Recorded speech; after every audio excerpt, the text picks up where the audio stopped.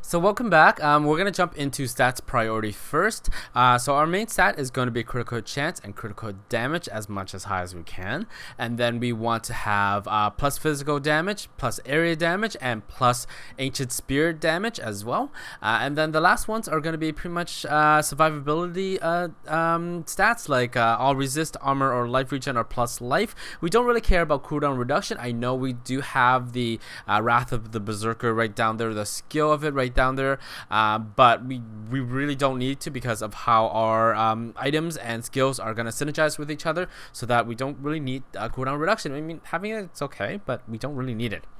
Okay, so now for our gears, I pretty much laid it out here for you. We're actually going to be using 3 different types of set item bonuses. First is going to be the Legacy of Raker right here, then the Immortal King's Call, and last is the Bastions of Will. So first is the Raker's Legacy, so let's put that on. There we go. Okay, and so these are the items we need for it. So let's review the set bonuses. So the 2 set piece bonus, Furious Charge refunds a charge if it hits only 1 enemy. So this is really good for a Rift Guardian boss fight where there's only 1 and you can't like Furious Charge like to other mobs, where it pretty much resets the Furious Charge cooldown. So that's great right there. Number 4, Furious Charge gains the effect of every rune and deals 300% increase in damage. So you have every rune of Furious Charge, which means really great, so you don't have to really decide, you just have to pick the physical plus damage one. Okay, number 6, every use of Furious Charge increases the damage of your next Fury spending attack by 750%. This affects stacks. Every use of a Fury spending attack consumes up to 5 stack. So the minimum is that at the very start you need to do at least 5 Furious Charge before you actually throw your Ancient Spear or use your Fury Spender to actually have this activated. I mean, if you do throw, you pretty much won't really consume the 5 stacks anyway, so yeah, there you go. Okay, so the next piece is going to be the Immortal King's Call. So we're going to use the pants, the weapon, and the belt. The 2 set piece bonus, Call of the Ancients lasts until they die. Yay, let's summon them. Let's summon our friends. There's our friends. So usually they have a cooldown until they disappear, but they'll last until they die. They pretty much last for a very long time until they die anyways. Number 4 is reduce the cooldown of the Wrath of the Berserker and Call of the Ancients by 3 seconds for every 10 Fury you spend with an attack. So because we're spending, well, we're building Fury and then we're spending it. Pretty much every single time we spend our Fury, it pretty much resets our Wrath of the Berserker by half and then a half again. So Wrath of the Berserker is pretty much going to be up at all the time, unless you're like me and I then you just forget to press it.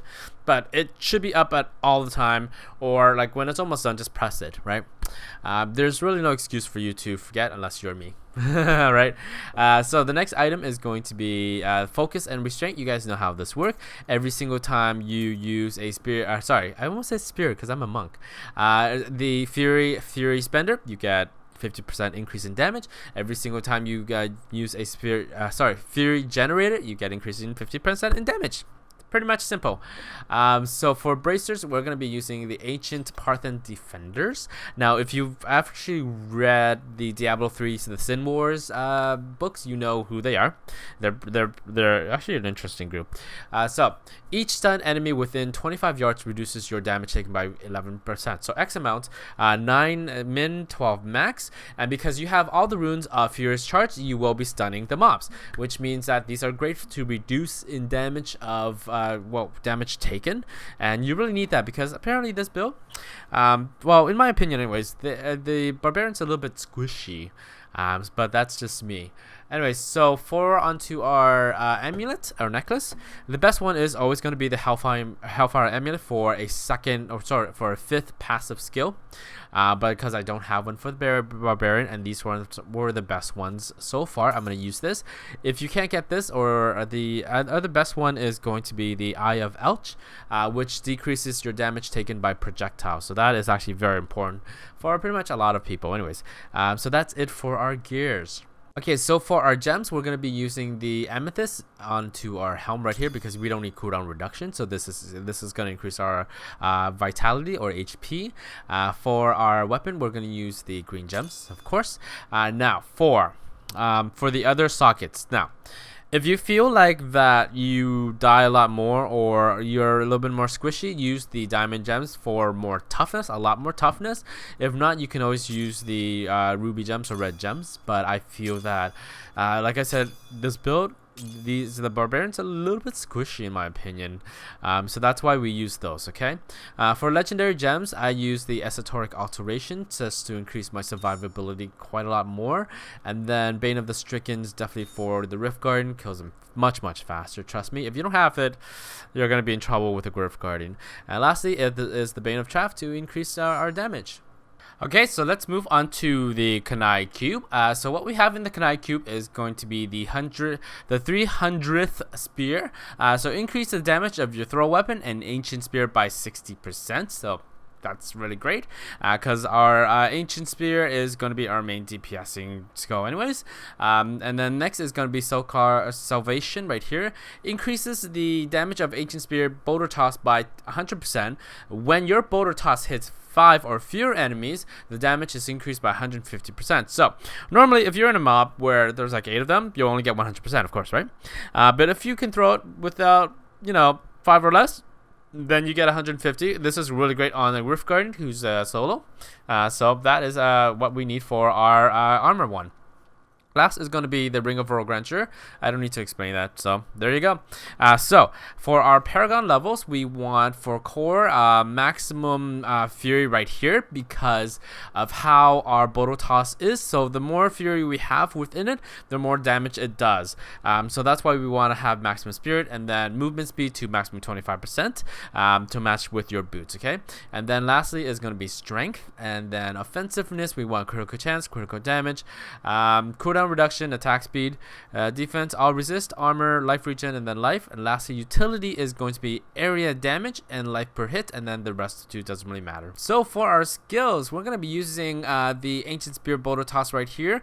Throw a giant boulder that expends all remaining fury to deal 20% weapon damage for every point of fury expended to enemies within 9 yards of the impact. So that's why we don't really want to stick with just minimum 100 fury. The more fury we have, the more damage that the Boulder Toss will do. Okay, and it's not that hard to regain the fury anyway, so no worries about that. I mean, for a mobbing situation, it only takes like at least 2 or 3 charges, and that's about it. But remember, you still have to maintain that 5 stack for you to actually throw for the, I believe, the Raker's bonus to be active. Okay, Next is going to be Furious Charge. So you have all these runes right here activated, but we're going to be using Merciless Assault because that is, I believe, the one that we want. Anyways, for physical damage, it doesn't really matter. You can do stamina if you want to, but you gain all of these runes anyways. You just want to pick something physical. So yeah, you just want to pick physical. So you gain all the runes, so you can go through all those later. Battle Rage right here, Bloodshed. Enter a rage that increases your damage by 10% and your critical hit chance by 3%. Lasts 120 seconds, so this will last for a very long time. Just remember to re-hit it, okay? And when it's active, critical hits cause an explosion of blood, dealing 20% of the damage done to all other nearby enemies. So this is really good. Bam, bam, bam, bomb, bomb, bombs everywhere. Then Warcry Impunity right here. Oh, that sounds so weird. Unleash a rally cry to increase armor for you and your allies within 10 yards by 20% for 100 seconds. So pretty much Battle Rage and Warcry is going to be there for a very long time. Increase the resistance to all enemy elements by 20% while affected by Warcry. So that's why we want to use we pretty much want to use the Diamond Gems, because this skill itself will increase our resistance by an extra 20%. So last two is going to be Call of the Ancients together as one. So that means that 50% of all damage dealt to you is instead divided evenly between the Ancients. So this will decrease the damage that is taken by you. Pretty much it. That's what it does. Lastly is Wrath of the Berserker with Insanity. Enters a Berserker Rage, which raises several attributes for 20 seconds. So critical chance, attack speed, dodge chance, movement speed, and while active, gain 50% increase in damage. And we pretty much will have this on at all times, so no worry about that. Okay, so now for our passive skills. So Berserker's Rage, you deal 25% additional damage while near maximum fury. So that means that whenever your fury is maximum, you deal 25% additional more. Yay, right? Ruthlessness right here, you deal 40% additional damage to enemies below 30% health. So when they're about to die, they're really gonna die. Yay, right? Nervous Steel, which is cheat death. No need for me to explain right there. Rampage increases strength by 1% for 8 seconds after killing or assistant in killing an enemy. This effect stacks up to 25%. So strength still helps you to increase damage of Ancient Spear. So it's not just about fury right here, but it's also strength as well. So that's why we want to use Rampage, okay? Okay, so on to our followers. So I use the Templar because, like I said, like I've mentioned before, I feel like the Barbarian's a little bit more squishier versus a Crusader in how it plays, but that's just me. So I want a lot more cheat death on myself. So that's why we use a Crusader, Templar. So we want his Immortal Relic, then we want Thunder Fury. Then we want the Wayward ring right here, and then we want the Oculus ring to increase damage, and the S of Johan to pull everything together. For his skills, we want Heal, Loyalty, Charge, and then Guardian. We don't need Inspire because we are going to regen Fury very, very fast and very, very easily. And that takes care of the Templar. Okay, so how you play this build is pretty much easy. Just call your buff up. There you go. Right? That's all you do. And you just charge until you get 5 stacks. Boulder toss, everything dies. I mean, I just critted for 150 billion? Or just 15 billion? I don't remember. Watch. There you go. Everything just died. So I need 5. Things just die. Things just die really, really, really easily. And I'm a bad person because I keep keep forgetting to hit the Wrath of the Berserker. But I mean, once you play it, it's not hard. It's not hard. 2, 3, 4, 5. Just move out of things and don't die. 3, 4, 5. 1, 2, 3, 4, 5.